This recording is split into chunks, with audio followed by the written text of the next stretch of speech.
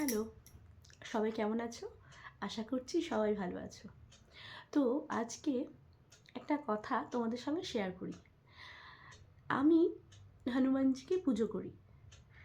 আমি আমার মতন করে পুজো করি। আর আমি বিশ্বাস করি আমি যখনই কোনো বিপদে পড়েছি, আমাকে আমার হনুমানজি রক্ষা করেছে। উনি আমাকে অনেক বিপদের হাত থেকে আমাকে রক্ষা করেছে।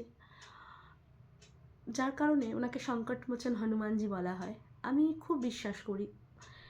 কথায় আছে না, বিশ্বাসে মিলায় বস্তু তর্কে বহুদূর। প্রত্যেকটা মানুষের বিশ্বাস তার তার কাছে আলাদা।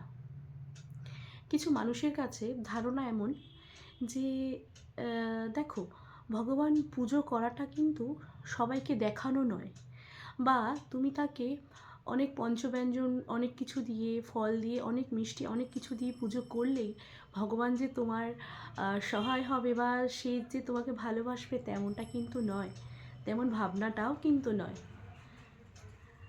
তোমার মনের যে ভেতরে যে বিশ্বাসটা, সেটাই কিন্তু আসল।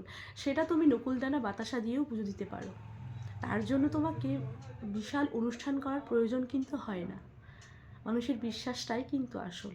আমি সেই রকমই বিশ্বাস করি।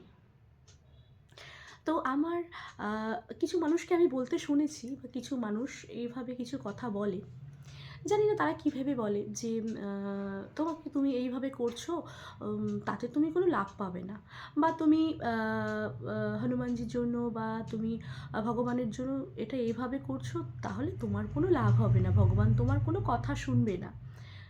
তোমাদের কি মনে হয়, সত্যি কি তাই? অবশ্যই তোমাদের মতামতটা কমেন্ট করে জানিও।